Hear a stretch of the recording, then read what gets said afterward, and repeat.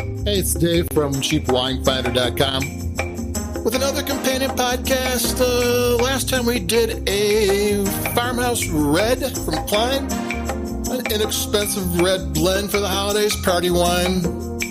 Didn't cost much at all. And now we've got a Trader Joe's $6.99 special. Grab the bottle. It says Mantenere Russian River Valley Sonoma County Chardonnay 2019. Mantenere means maintain in Italian, and we're all trying to maintain. And it's made, well, the Francis Ford Coppola Winery owns the trademark on the name, and the wine is in the same place they are, so it looks like they had something to do with this, and that's pretty good because they make pretty good wines. And that's one thing about Trader Joe's recently, they've been featuring wines from single sub-AVAs from very fancy growing areas at prices that kind of beat wines that say California on the label. Now, not that wines that say California on the label are lesser wines by any means. It just usually means that the wine company that made them, they're usually these big wine companies, have holdings and partners everywhere, and they're making the best use of their grapes. And they can always make a wine that's a little bit more than some of their parts. You get I'd say for a Chardonnay, you grab some from a warmer growing area that's nice and ripe and juicy. And then you get some from some foothills, somewhere's a little cooler, and they're a little bit more austere. And then you get some from a valley. And they put all these different things together, and you're getting a complex wine from 3 or 4 different areas of California that kind of is more than the sum of its parts. It tastes better than it should. But that's what blending's all about. Even single vineyard wines are blends of that vineyard. It's almost never, wine is all about blending when it comes down to it. And here's a Russian River Valley, western coastal Sonoma. Sonoma Coast is even closer, but Russian River's fine. It's a river that used to go east-west, but way back when an earthquake went and it turned it, and it went north, right turn. It goes all the way up to Mendocino, and it's a really good valley for growing Pinot Noir and Chardonnay, a couple of other things, but that's what it's mostly known for. So it's a prime area, and you don't find Chardonnay from there unless it's from a store brand from someone, Aldi, Costco, Trader Joe's. Other than that, you're going to pay a few bucks for a Russian River Chardonnay.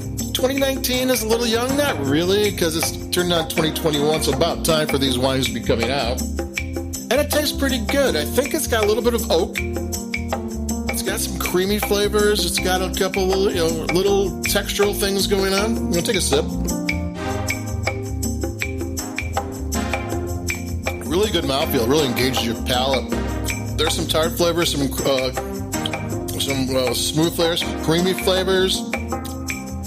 The acidity has you smacking your lips a little bit. Not all the way. It's kind of pulled back a little bit, but it's got that good acidity that is really good for food, but this would make a great party wine. I think like 3 bottles of the Mantenere is $21. It's kind of hard to beat that for a little bit of a bash somewhere. It tastes great, and it tastes way better than any $6.99 Chardonnay should, though that is, I keep on telling people or talk about this, that when I first started, like 11 going on 12 years ago, anytime I drank a wine under $10, it's like, cover me, I'm going in, because you never knew what was going to be. It could be okay, it could be horrible, I don't know. There was like weird flavors and stuff. There were some good wines, but not all of them. Nowadays, $6.99, I pretty much expect it to be good.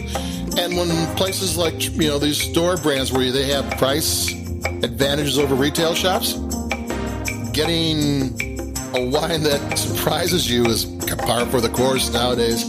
So this is a really great, anytime a wine, it tastes way better than $6.99. And it'd be great for a party. It's great for any night. It doesn't taste inexpensive.